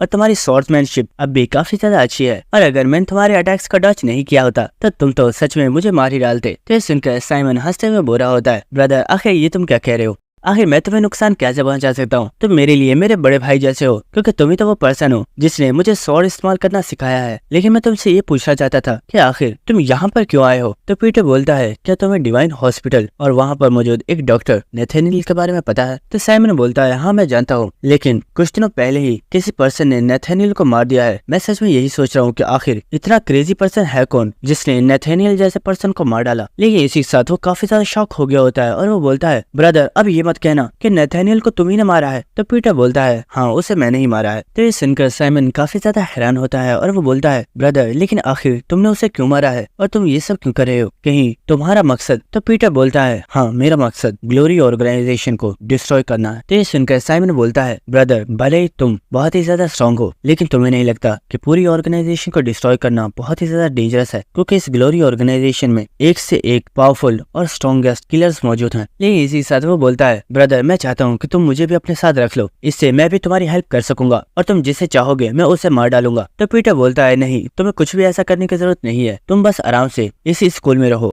और अपनी लाइफ को एंजॉय करो। तो ये सुनकर साइमन बोल रहा होता है, ब्रदर लेकिन प्लीज मुझे आप अपने साथ रख लीजिए। भले ही मैं काफी टाइम से स्वॉर्ड का यूज नहीं कर रहा हूँ, लेकिन मैं अब भी वही पुराना साइमन हूँ जो कि टॉप 12 डिसाइपल्स में से एक है। और इसी के साथ साइमन पीटर से बोल रहा होता है, ब्रदर क्या तुम भूल चुके हो कि आज मैं सिर्फ तुम्हारी वजह से ही जिंदा हूँ और मैं उस नाइट को अभी तक नहीं भुला पाया हूँ। और हमें एक प्रीवियस मैच भी दिखाई जाती है जहाँ पर साइमन ग्लोरी ऑर्गेनाइजेशन के न्यू लीडर के ऊपर अटैक करने वाला होता है, लेकिन पीटर ने उसे पकड़ लिया होता है और वो उससे बोलता है, नहीं तुम ऐसा कुछ भी नहीं करोगे। और हम देखते हैं कि पीटर भी साइमन की बात सुनकर अपनी एक प्रीवियस मेमोरी को सोच रहा होता है और पीटर हमें बताता है, आज से 60 साल पहले एक चर्च के फादर ने बहुत ज्यादा बच्चों को गोद लिया था, लेकिन उसने उनमें से 12 बच्चों को सिलेक्ट किया, जिसके बाद उन 12 बच्चों की एक बहुत ही ज्यादा खतरनाक ट्रेनिंग स्टार्ट करवा दी गई और उन बच्चों को हर वक्त मौत की ट्रेनिंग दी जाती थी। और कई साल के बाद वो बच्चे बहुत ही ज्यादा स्ट्रॉन्ग किलर्स में चेंज हो गए, जिनमें से साइमन और मैं हम भी एक थे। और हमने हमारे फादर के लिए बहुत ही ज्यादा लोगों को किल किया और हमने उनके लिए दुनिया का हर गैर कानूनी काम किया था। लेकिन अचानक एक दिन वो अपने साथ एक बच्चे को लेकर आए जिसे हमारे साथ ट्रेनिंग दी गई, लेकिन वो बच्चा फादर के क्राउन के लिए काफी ज्यादा इंटरेस्टेड था और एक दिन उसने मौका देखकर हमारे फादर को मार डाला और फादर के क्राउन को हासिल कर लिया। और हम देखते हैं कि साइमन उस पर्सन को गाली देते हुए उससे बोल रहा होता है, मैं तुम्हें जान से मार डालूंगा, आखिर तुम्हारी हिम्मत कैसे हुई हमारे फादर को किल करने की। लेकिन इस वक्त पीटर ने उसे पकड़ लिया होता है और वो बोल रहा होता है, साइमन शांत हो जाओ, तुम्हें कुछ कुछ भी करने की जरूरत नहीं है। तो साइमन चिल्लाते हुए बोल रहा होता है, हमें इस कमीने को यहीं पर मारना होगा वरना ये हम सभी की लाइफ को डिस्ट्रॉय कर देगा। तो ये सुनकर पीटर बोलता है, साइमन नहीं, ये सही मौका नहीं है, हमें एक सही टाइम का वेट करना होगा। और हमें प्रेजेंट सीन दिखाया जाता है जहाँ पर पीटर बोलता है, साइमन उस वक्त मैं काफी ज्यादा पावरलेस था क्योंकि मैं काफी ज्यादा ओल्ड हो चुका था, लेकिन अब मुझे वर्ल्ड का सबसे ज्यादा स्ट्रॉन्गेस्ट वेपन मिल चुका है और वो है मेरी यूथ। इसलिए फिक्र मत करो क्योंकि अब इस पूरी ऑर्गेनाइजेशन को डिस्ट्रॉय करने के लिए तुम्हारा ब्रदर अकेला ही काफी है। और इसी के साथ पीटर चलते हुए वहाँ से चला जाता है। जिसके बाद हमें नेक्स्ट डे का सीन दिखाया जाता है जहाँ पर हम देखते हैं कि ये सभी लोग अब यहाँ से जाने के लिए रेडी हो गए होते हैं और हम यहाँ पर काफी ज्यादा बच्चों को देखते हैं जो कि पीटर के साथ चिपके हुए होते हैं और वो कह रहे होते हैं, ये ब्रदर सबसे ज्यादा हैंडसम और सबसे ज्यादा कूल है, हमें सबसे ज्यादा पसंद आए। तो ये सुनकर हांग बोल रहा होता है, जब से हम यहाँ पर आए हैं तुम लोगों को हम खिला रहे हैं और जब हम यहाँ से जा रहे हैं तो तुम लोग हमसे मिलना भी नहीं चाहते, तुम लोग तो सच में काफी ज्यादा दोगले हो। जिसके बाद हम देखते हैं कि वो टीचर भी यहाँ पर आ गई होती है और वो जे और हांग को थैंक्स बोल रही होती है और वो बोल रही होती है, आप लोगों ने हमारी काफी ज्यादा हेल्प की इसलिए आपका काफी ज्यादा शुक्रिया, लेकिन मैं एक चीज की वजह से काफी ज्यादा हैरान हूँ, वो गैंगस्टर्स उस दिन के बाद दोबारा वापस नहीं आए, ये सच में काफी ज्यादा अजीब है। तो ये सुनकर हांग बोल रहा होता है, मैम आपको फिक्र करने की जरूरत नहीं है क्योंकि अब वो लोग कभी भी आपको परेशान नहीं करेंगे। तो ये सुनकर उस टीचर को तो कुछ भी समझ नहीं आ रही होती और इसी के साथ हमें एक प्रीवियस मैप भी दिखाई जाती है जहाँ पर कोई पर्सन बोल रहा होता है, क्या तुम्हें अब भी रेंट चाहिए? अगर तुम्हें रेंट चाहिए तो तुम हमसे ले सकते हो। तो ये सुनकर वो पर्सन बोल रहे होते हैं, नहीं नहीं, हमें कोई भी रेंट नहीं चाहिए, प्लीज हमें यहाँ से जाने दो। और हमें दिखाया जाता है कि ये और कोई नहीं बल्कि वही दोनों गैंगस्टर्स होते हैं जो कि बोल रहे होते हैं, प्लीज हमें यहाँ से जाने दो, हम कभी भी रेंट मांगने के लिए वापस नहीं आएंगे, बस एक बार हमें यहाँ से छोड़ दो। और हमें दिखाया जाता है कि ये पर्सन और कोई नहीं बल्कि जे और हांग होते हैं जिन्होंने इन्हें एक शिप के साथ बांध दिया होता है। अगर तुम लोग वापस आए तो मैं तुम्हें बता दूं कि अगली बार तुम्हें एस रैंक किलर्स का सामना करना पड़ेगा और तुम दोनों ही मारे जाओगे। तो सुनकर वो दोनों ही काफी ज्यादा घबरा रहे होते हैं और वो कह रहे होते हैं, प्लीज हमें यहाँ से जाने दो, हम उस स्कूल का रेंट लेने के लिए वहाँ पर कभी भी दोबारा नहीं जाएंगे। और हमें प्रेजेंट सीन दिखाया जाता है जहाँ पर वो सभी लोग यहाँ से जाने के लिए अपनी शिप के पास आ चुके होते हैं और हांग बोल रहा होता है, आप लोगों के साथ टाइम स्पेंड करके हमें काफी ज्यादा अच्छा लगा। और इसी के साथ वो गेट कीपर काफी ज्यादा हंसते हुए बोल रहा होता है, मुझे तुम सभी स्टूडेंट्स काफी ज्यादा पसंद आए। और इसी के साथ वो काफी ज्यादा हंसते हुए बोल रहा होता है, तुमने स्कूल की क्लीनिंग में हमारी काफी ज्यादा हेल्प की, अगर तुम्हारे पास टाइम हो तो दोबारा जरूर आना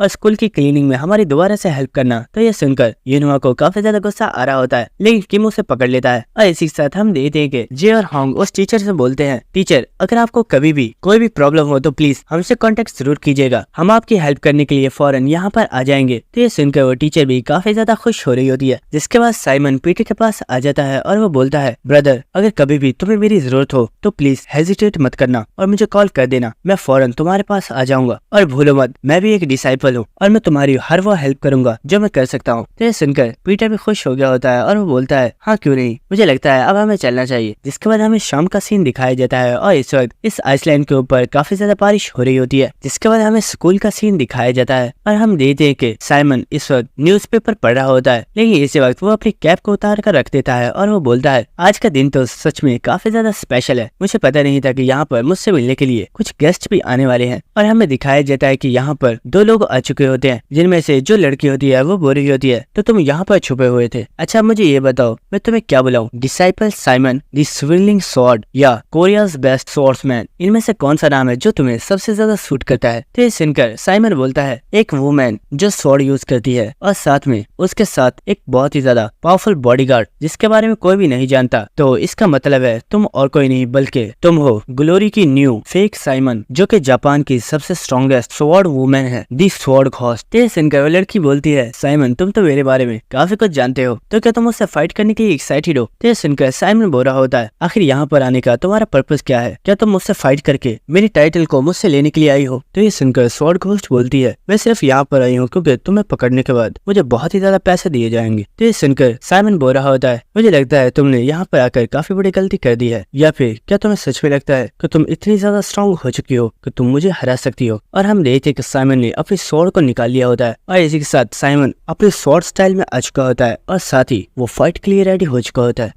तो साइमन के फाइटिंग स्टाइल को देखकर वो लड़की बोल रही होती है, तो जैसा कि मैंने सोचा था यहाँ पर आना बिल्कुल भी वेस्ट नहीं हुआ है। और इसी के साथ साइमन बोलता है, फिक्र मत करो, मैं हमेशा अपने गेस्ट को बहुत ही अच्छे तरीके से ट्रीट करता हूँ और इसीलिए मैं ख्याल रखूंगा कि मैं तुम्हें बिल्कुल भी बोर ना होने दूं। और इसी वक्त साइमन बहुत ही तेजी के साथ उस लड़की के ऊपर अटैक करने के लिए आगे बढ़ गया होता है और वह लड़की भी साइमन के ऊपर अटैक कर देती है। और हमें स्कूल के बाहर का सीन दिखाया जाता है जहाँ पर काफी ज्यादा बारिश हो रही होती है और अचानक से स्कूल के कमरे के अंदर बहुत ही ज्यादा पावरफुल लाइट शो होना स्टार्ट हो जाती है और हमें दिखाया जाता है कि ये लाइट असलियत में साइमन और उस लड़की के फाइट करने की वजह से क्रिएट हो रही होती है, क्योंकि ये दोनों ही अपनी स्वॉर्ड को बहुत ही तेजी के साथ एक दूसरे के साथ टकरा रही होती है और इसी साथ ये दोनों ही एक जोरदार अटैक करने के बाद पीछे हो जाते हैं। और वह लड़की बोलती है, मिस्टर मुझे लगता है क्योंकि अब तुम्हारी एज काफी ज्यादा हो चुकी है और इसीलिए तुम अपनी स्वॉर्ड को भी अब सही से इस्तेमाल नहीं कर पाते। और हमें दिखाया जाता है कि उसने साइमन के हाथ के ऊपर एक बहुत ही बड़ा कट लगा दिया होता है, जिसे देखकर साइमन भी काफी ज्यादा हैरान होता है। लेकिन इसी के साथ वो हंसता हुआ बोलता है, शायद तुमने बिल्कुल ठीक कहा, और क्योंकि मैंने स्वॉर्ड को काफी टाइम से इस्तेमाल नहीं किया है इसलिए मैं अपनी स्वॉर्ड को सही से इस्तेमाल नहीं कर पा रहा, वरना अभी तक तुम जमीन के ऊपर पड़ी हुई होती। और हमें दिखाया जाता है कि साइमन ने इस लड़की की बॉडी के ऊपर बहुत ही ज्यादा कट्स लगा दिए होते हैं, लेकिन इसी वक्त वो लड़की अपनी बॉडी के ऊपर कोई परफ्यूम लगा रही होती है। इसी के साथ वो बोलती है, ओल्ड मैन तुम्हें इतना ज्यादा खुश होने की जरूरत नहीं है क्योंकि ये तो अभी स्टार्ट है। और इसी वक्त वो बहुत ही तेजी के साथ साइमन के ऊपर अटैक करने के लिए आ रही होती है और साइमन सोच रहा होता है ये एक बहुत ही ज्यादा स्मॉल एरिया है और यहाँ पर मैं अपने स्वॉर्ड स्टाइल को सही तरीके से परफॉर्म नहीं कर सकता, इसलिए मुझे एक ओपन एरिया में जाना होगा। इसी वक्त हम देखते हैं कि साइमन उस लड़की के साथ एक बार फिर से फाइट करना स्टार्ट कर देता है और इसी के साथ साइमन बोल रहा होता है, हे लेडी ये एक पब्लिक एरिया है इसलिए मैं चाहता हूँ कि तुम इस स्कूल को बिल्कुल भी डैमेज मत करो। तो ये सुनकर वो लड़की बोलती है, और आखिर मैं इस चीज का ख्याल क्यों करूँ क्योंकि मैं तुम्हें यहाँ पर मारने वाली हूँ। और इसी वक्त वो अपनी स्वॉर्ड के साथ साइमन के ऊपर अटैक कर देती है, लेकिन साइमन बहुत ही तेजी के साथ खिड़की को तोड़ते हुए यहाँ से निकल जाता है। और ये देखकर वो लड़की काफी ज्यादा गुस्से में आ गई होती है और वो बोलती है, आखिर तुम भाग क्यों रहे हो, यहाँ पर रुको और मुझसे फाइट करो। तो ये सुनकर उसके साथ खड़ा पर्सन बोलता है, बाहर काफी ज्यादा बारिश हो रही है तो क्या तुम बारिश में उससे फाइट करना चाहोगी। तो वो लड़की बोलती है, हाँ क्यों नहीं, चलो चलकर इसका शिकार करते हैं। और हमें दिखाया जाता है कि साइमन बहुत ही तेजी के साथ भागता हुआ यहाँ से जा रहा होता है और इसी के साथ वो सोच रहा होता है एक रियल स्वॉर्डमैन के लिए ये जरूरी है कि वो अपनी स्वॉर्ड को इसलिए शार्प करे ताकि वो उससे अपनी स्वॉर्ड के एसेंस को महसूस कर सके। लेकिन इस लड़की का स्टाइल बिल्कुल ही अलग है क्योंकि ये अपनी स्वॉर्ड को इसलिए शार्प करती है ताकि वो इससे ह्यूमंस की बॉडीज को कट कर सके। और इसी के साथ साइमन भागते हुए सोच रहा होता है वो लड़की एक स्वॉर्डमैन है और उससे मैं फाइट कर सकता हूँ, लेकिन मुझे उस लड़की के बारे में कुछ भी नहीं पता है कि आखिर वो कौन है और उसका फाइटिंग स्टाइल क्या है। लेकिन वो लड़की भी कोई नॉर्मल पर्सन नहीं है और मुझे लगता है कि हमारी फाइटिंग के दौरान कोई ऐसा सीक्रेट है जिसे वो छुपा रही है और इसी वजह से वो लड़की काफी ज्यादा डेंजरस है। जिसके बाद हमें दिखाया जाता है कि साइमन एक पहाड़ी की चोटी पर आकर रुक गया होता है और यहाँ पर वो दोनों भी आ गए होते हैं। और इसी के साथ वो लड़की बोल रही होती है, ओल्ड मैन मुझे तो लगा था तुम बहुत ही ज्यादा बूढ़े हो गए हो, लेकिन तुम तो सच में काफी ज्यादा रोमांटिक हो क्योंकि तुमने अपने मरने के लिए भी एक बहुत ही ज्यादा खूबसूरत प्लेस को तलाश किया है। तो ये सुनकर साइमन बोलता है, क्या तुम जानती हो कि सभी लोग मुझे स्विर्लिंग स्वॉर्ड सेंट क्यों बुलाते हैं। तो ये सुनकर वो लड़की बोलती है, आखिर मैं ये जानकर क्या करूंगी, तुम तो वैसे भी यहाँ पर मरने वाले हो। लेकिन वो लड़का बोलता है, इसे स्विर्लिंग स्वॉर्ड इसीलिए बुलाया जाता है क्योंकि ये पर्सन बहुत ही ज्यादा डेंजरस है और तुम्हें इसे अंडर एस्टिमेट करने की जरूरत नहीं है। और इसी के साथ साइमन इन लोगों से बोल रहा होता है, मुझे अपने स्वॉर्ड स्टाइल को यूज किए हुए काफी ज्यादा टाइम हो चुका है, लेकिन आज मैं तुम लोगों को अपना रियल स्वॉर्ड स्टाइल दिखाऊंगा। और इसी के साथ साइमन हमें बता रहा होता है, सभी लोग मुझे स्विर्लिंग स्वॉर्ड इसीलिए बुलाते हैं क्योंकि मैं अपने स्वॉर्ड के एसेंस को महसूस कर चुका हूँ और यहाँ तक कि मैं हवा के अंदर मौजूद पानी को भी कट कर सकता हूँ। इसी वक्त हमें दिखाया जाता है कि साइमन की स्पीड अचानक से बहुत ही ज्यादा फास्ट हो चुकी होती है और वो अपनी स्वॉर्ड के साथ बारिश की बूंदों को कट करते हुए बहुत ही तेज रफ्तार के साथ उस लड़की की गर्दन के ऊपर अटैक कर देता है। लेकिन उस लड़की ने भी बहुत ही तेजी से इस अटैक को डॉज कर लिया होता है और वो बहुत ही ज्यादा पीछे हो जाती है। लेकिन साइमन बहुत ही तेजी के साथ उस लड़की की तरफ बढ़ रहा होता है और वो बहुत ही तेजी से उस लड़की की बॉडी के ऊपर बहुत ही ज्यादा कट्स लगा देता है, जिसकी वजह से वो बॉडी भी जमीन के ऊपर गिर गई होती है और वो काफी ज्यादा चिल्लाना स्टार्ट कर देती है। लेकिन इसी के साथ उसकी यहीं पर डेथ हो जाती है। जिसके बाद साइमन अपनी स्वॉर्ड को उस लड़की की तरफ कर देता है और वो बोलता है, ये लड़की तो मारी गई, अब तुम्हारी बारी है। तो सुनकर वो लड़का बोलता है, मुझे लगता है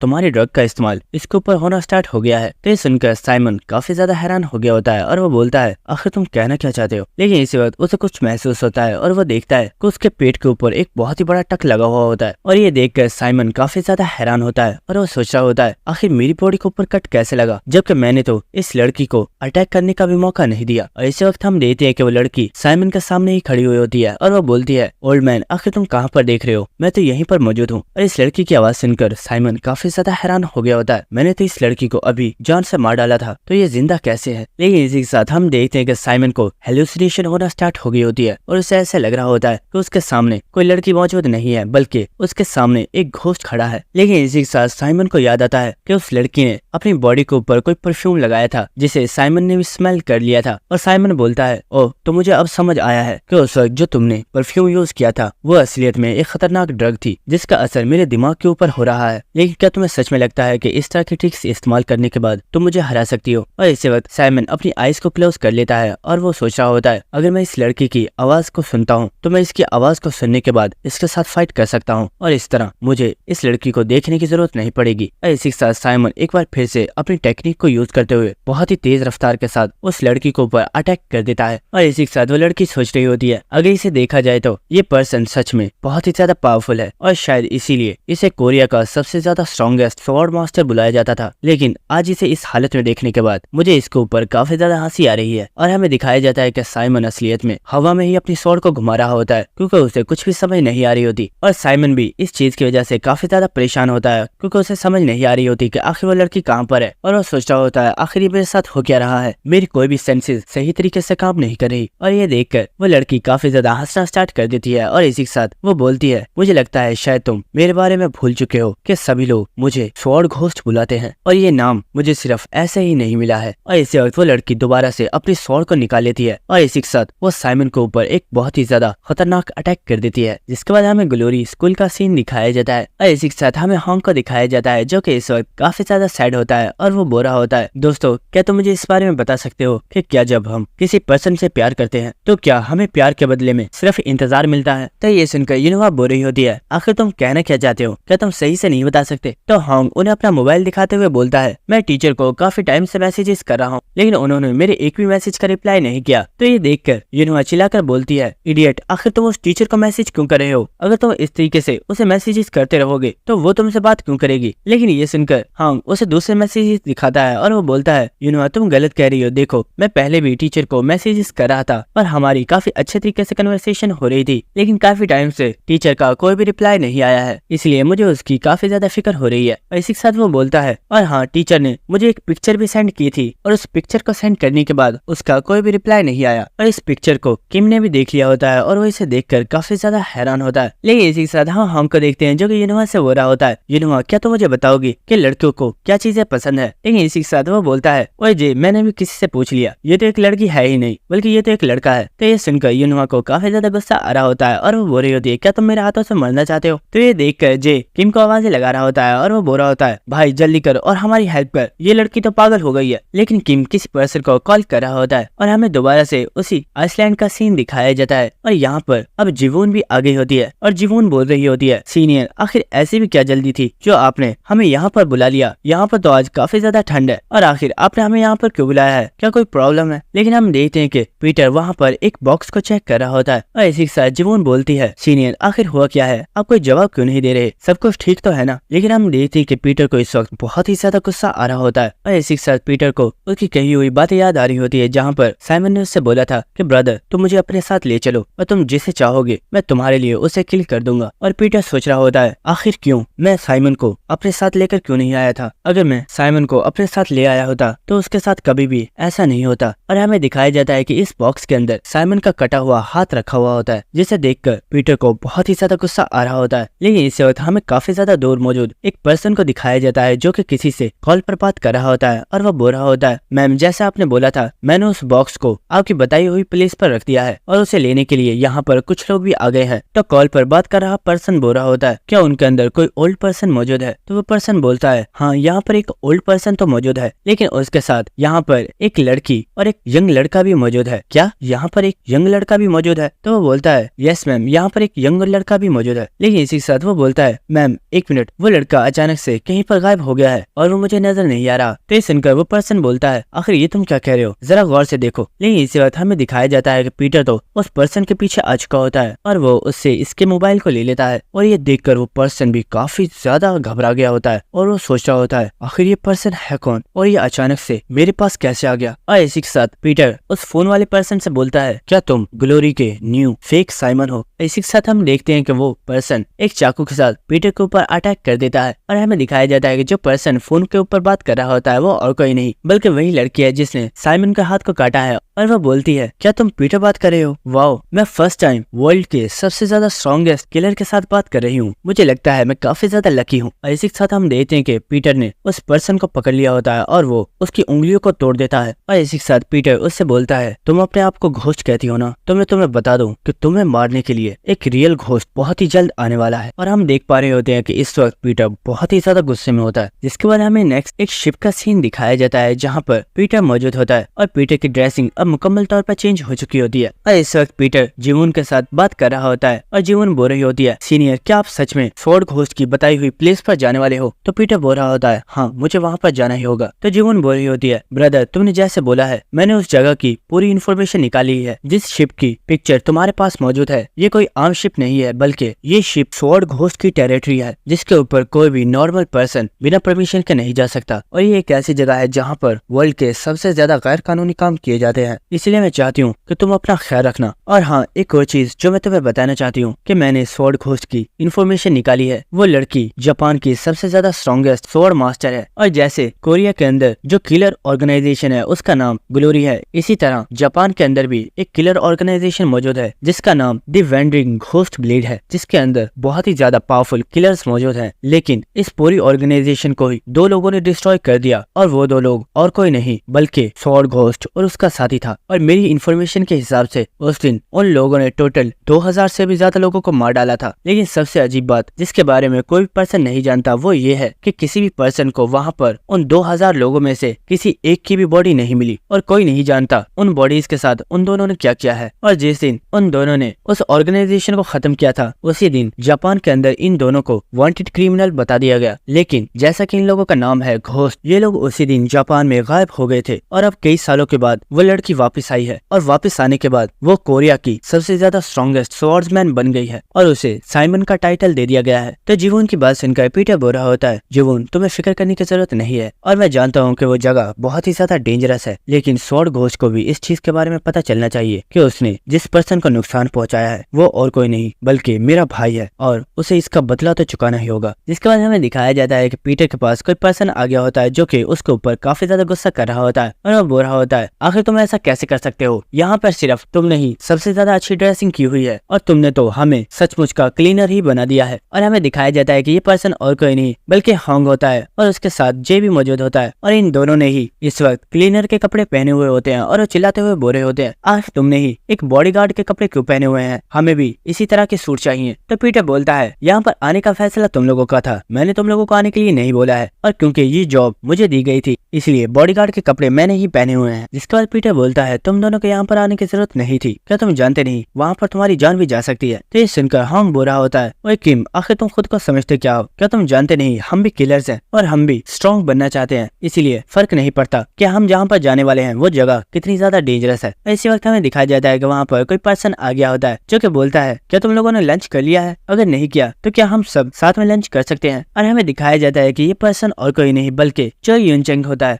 किम बोलता है, सर हम लोगों ने पहले ही लंच कर लिया है, आप जाकर लंच कर लीजिए और बाहर बहुत ही ज्यादा ठंड है इसलिए आपको अंदर ही रहना चाहिए। लेकिन इसी के साथ हंग बोल रहा होता है, मिस्टर प्रेसिडेंट हम लोग भी यहाँ पर आपकी सेफ्टी के लिए ही आए हैं, लेकिन ये बिल्कुल गलत है क्योंकि यहाँ पर सिर्फ किम ने ही एक बॉडीगार्ड के कपड़े पहने हुए हैं जबकि हमें तो क्लीनर के कपड़े दिए गए हैं। इसके बाद वो लोग वहाँ से चले जाते हैं। लेकिन इसी वक्त पीटर बोलता है, सर क्या आप नर्वस हो? तो चो यूनचेंग बोलता है, किम हाँ मैं काफी ज्यादा नर्वस हूँ क्योंकि जिस जगह पर हम जा रहे हैं वो कोई नॉर्मल प्लेस नहीं है, क्योंकि जिस जगह पर हम लोग जा रहे हैं वहाँ पर सिर्फ ड्रग्स को ही स्मगल नहीं किया जाता बल्कि वहाँ पर वर्ल्ड की बेशुमार कीमती चीजें मौजूद हैं और साथ ही उस जगह पर ह्यूमंस को भी स्मगल किया जाता है। तो ये सुनकर पीटर बोल रहा होता है, सर आपका ये मेरे ऊपर एहसान रहेगा। तो ये सुनकर प्रेसिडेंट बोल रहा होता है, किम तुम्हें मेरा शुक्रिया अदा करने की जरूरत नहीं है और ये कोई एहसान नहीं है क्योंकि तुमने भी मेरी बेटी की जान बचाई थी और मैं तुम्हारे लिए इतना तो कर ही सकता हूँ। और इसी वक्त हमें दिखाया जाता है कि इन लोगों को सामने ही स्वॉर्ड घोस्ट की शिप नजर आ गई होती है और इस शिप को देखकर पीटर सोच रहा होता है, स्वॉर्ड घोस्ट मैं आ गया हूँ लेकिन मैं तुम्हारे बारे में कुछ भी नहीं जानता कि तुम किस तरह की पर्सन हो, लेकिन मुझे उम्मीद है कि हम लोगों की जल्दी ही मुलाकात होने वाली है। और हम देखते हैं कि अब रात हो चुकी होती है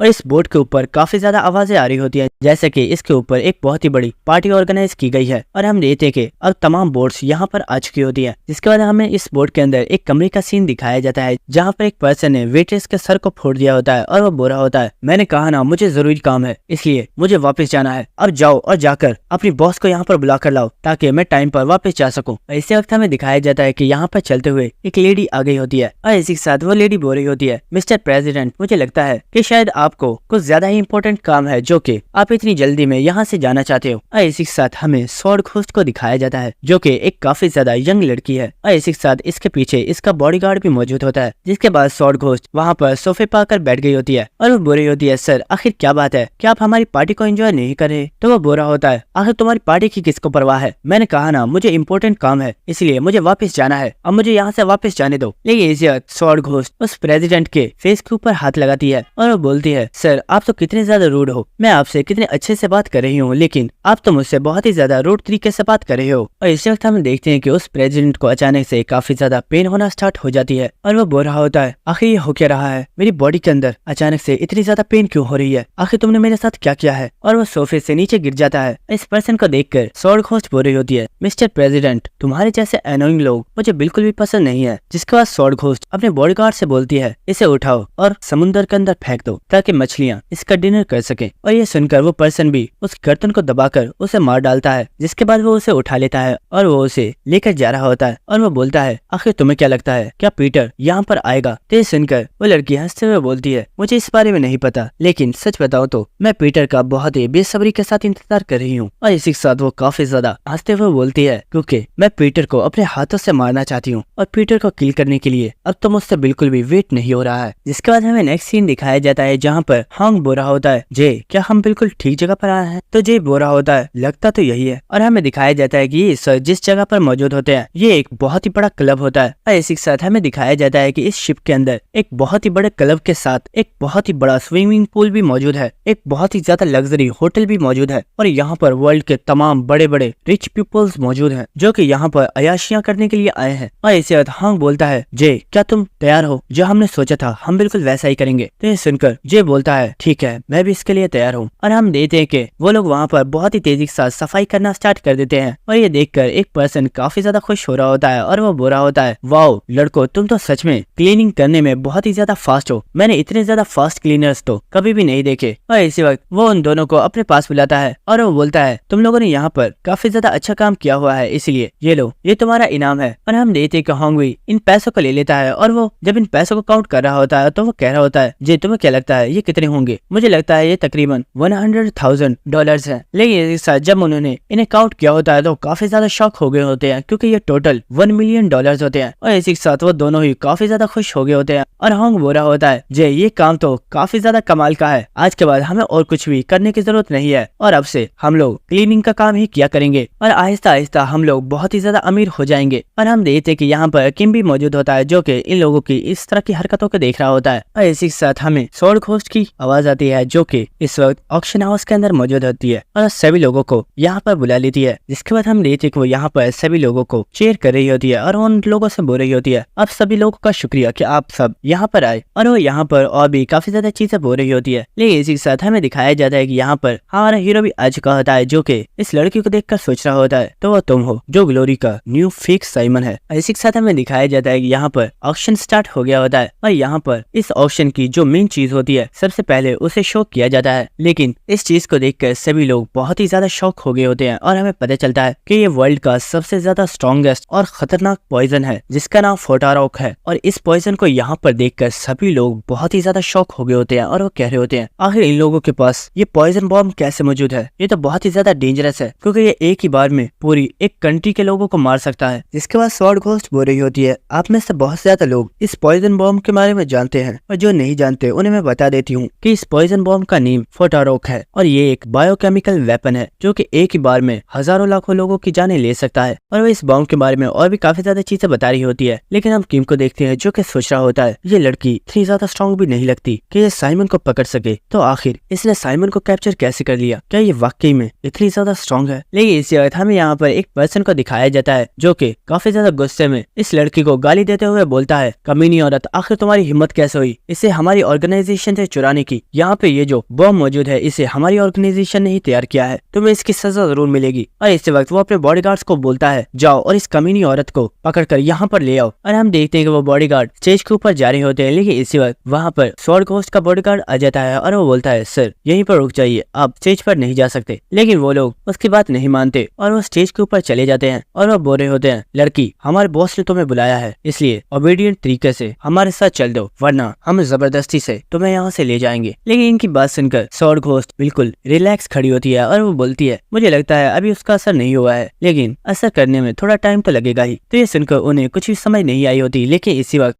उनका चेहरा जलना स्टार्ट हो जाता है और उन्हें बहुत ही ज्यादा पेन हो रही होती है और वो दोनों बॉडीगार्ड्स ही जमीन पर गिर जाते हैं। और ये देखकर आसपास के सभी लोग बहुत ही ज्यादा हैरान हो गए होते हैं और वो कह रहे होते हैं आखिर इन लोगों को हुआ क्या है और ये इतने ज्यादा क्यों चिल्ला रहे हैं, जबकि उस लड़की ने तो यहाँ पर कुछ भी नहीं किया। और इसी के साथ हम किम को देखते हैं जो कि इस वक्त काफी ज्यादा हैरान होता है और वो सोच रहा होता है नहीं उस लड़की ने कुछ भी नहीं किया, बल्कि जब ये लोग स्टेज पर जा रहे थे तो उस बॉडीगार्ड ने इन दोनों के फेस के ऊपर हाथ लगाया था। तो क्या इसका मतलब ये है कि उसने किसी पॉइजन का इस्तेमाल किया है। और हम देखते हैं कि यहाँ पर जितने भी लोग होते हैं वो सभी काफी ज्यादा घबराए हुए होते हैं, लेकिन इसी के साथ स्वॉर्ड घोस्ट बोलती है आप में से किसी भी पर्सन को घबराने की जरूरत नहीं है, क्योंकि जब तक आप लोग हमारे रूल्स को फॉलो करते हैं यहाँ पर कोई भी पर्सन आपको कोई भी नुकसान नहीं पहुँचाएगा। तो ये सुनकर कोई भी पर्सन कुछ भी नहीं बोल रहा होता, लेकिन इसी के साथ स्वॉर्ड घोस्ट बोलती है और हाँ एक और चीज, आप सभी लोगों को लग रहा होगा कि ये बायोकेमिकल वेपन इस ऑक्शन हाउस में सबसे कीमती चीज है, लेकिन इस ऑक्शन हाउस की सबसे ज्यादा स्पेशल आइटम को अभी तक शो नहीं किया गया है। लेकिन फिक्र मत कीजिए, क्योंकि कल इसी वक्त इस शिप की सबसे ज्यादा बड़ी और इम्पोर्टेंट आइटम को आप लोगों के सामने शो किया जाएगा, लेकिन उसे देखने के बाद आप सभी लोगों के होश बिल्कुल उड़ जाएंगे। और हम देखते कि आसपास सभी लोग ये सुनकर बहुत ही ज्यादा हैरान होते हैं और आपस में बातें कर रहे होते हैं कि आखिर ऐसी भी क्या चीज है जो फोटोरॉक से भी ज्यादा इम्पोर्टेंट है। और हम देखते हैं कि किम को इस वक्त काफी ज्यादा गुस्सा आ रहा होता है और वो सोच रहा होता है आखिर ये स्वॉर्ड घोस्ट करने क्या वाली है। मुझे पूरा यकीन है साइमन इसी शिप के ऊपर मौजूद है, इसीलिए मुझे कल से पहले उसे तलाश करना होगा। जिसके बाद वो बॉडीगार्ड उस लड़की से बोलता है तुम्हें क्या लगता है क्या यहाँ पर पीटर आया होगा। तो वो लड़की बोलती है मुझे इस बारे में नहीं पता, लेकिन कल पीटर हम लोगों के सामने जरूर आएगा। जिसके बाद हमें दोबारा से चो यूनचेंग और किम का सीन दिखाया जाता है, जहाँ पर चो यूनचेंग बोल रहा होता है किम मैं इस वक्त काफी ज्यादा नर्वस हूँ और शायद इसी वजह से मुझे काफी ज्यादा भूख लग रही है, लेकिन क्या तुम जानते हो इस बोट के ऊपर इस वक्त वर्ल्ड के बहुत ही ज्यादा बड़े बड़े पावरफुल और रिच पीपल्स मौजूद हैं, लेकिन इस बोट पे जो सबसे ज्यादा पावरफुल और डेंजरस पर्सन है वो इस बोट की ओनर है। और अगर कोई पर्सन इस बोट के ऊपर जिंदा रहना चाहता है तो उसे उसी की बातों को मानना होगा, क्योंकि इस बोट के ऊपर उसी के हुक्म का सिक्का चलता है। मुझे लगता है अब हमें चलना चाहिए ताकि हम डिनर कर सकें। लेकिन इसी वक्त हमें दिखाया जाता है कि यहाँ पर स्वॉर्ड घोस्ट आ चुकी होती है और वो बोलती है मिस्टर चोई मैंने सोचा नहीं था कि आप भी यहाँ पर आएंगे, लेकिन मुझे बताइए आखिर आपको तलाश करना इतना ज्यादा डिफिकल्ट क्यों है। और इससे वक्त वो चो यूनचेंग के पास आ गई होती है और वो उसकी टाई को पकड़कर बोल रही होती है जब मैंने आपको इनवाइट किया था तब तो आप आए नहीं थे और अब आप अचानक से यहाँ पर आ गए हो, क्या मैं इसकी वजह पूछ सकती हूँ। तो सुनकर चो यूनचेंग बोल रहा होता है ऐसी कोई भी बात नहीं है और इस वक्त मुझे लगता है मेरी तबीयत थोड़ी खराब है, इसलिए मैं अभी रेस्ट करने के लिए जा रहा हूँ। और ये सुनकर स्वॉर्ड घोस्ट चो यूनचेंग के काफी ज्यादा करीब आ गई होती है और वो बोलती है मैं यहाँ पर तुम्हें डिनर के लिए इन्वाइट करने के लिए आई हूँ और तुम जाकर रेस्ट करना चाहते हो। और इसकी बात सुनकर चो यूनचेंग काफी ज्यादा घबराया हुआ होता है, लेकिन इसी वक्त हम देखते हैं कि पीटर स्वॉर्ड घोस्ट को धक्का मारकर उसे पीछे कर देता है और वो बोलता है मुझे लगता है तुमने सुना नहीं, मिस्टर चोई ने बोला है कि वो अभी रेस्ट करना चाहते हैं और वो बाद में तुमसे बात कर सकते हैं। लेकिन और इसी वक्त पीटर स्वॉर्ड घोस्ट के काफी ज्यादा करीब आ गया होता है और वो बोलता है अगर तुम्हें डिनर करने की इतनी ही ज्यादा जल्दी है तो मैं तुम्हें इसके लिए कंपनी दे सकता हूँ। और हम देखते हैं कि पीटर को इस वक्त काफी ज्यादा गुस्सा आ रहा होता है और स्वॉर्ड घोस्ट भी पीटर की ये बात सुनकर काफी ज्यादा गुस्से में आ गई होती है। और दोस्तों अगला एपिसोड बहुत ही ज्यादा खतरनाक होने वाला है, क्योंकि उसके अंदर बहुत ही ज्यादा बैडएस फाइट्स होने वाली हैं और इस एपिसोड की तरह तुम लोगों को नेक्स्ट एपिसोड में भी बहुत ही ज्यादा मजा आने वाला है, तो इसलिए उसे बिल्कुल भी स्किप मत करना। तो मिलते हैं आप सबसे नेक्स्ट एपिसोड में, तब तक के लिए bye bye and stay connected. Thank you.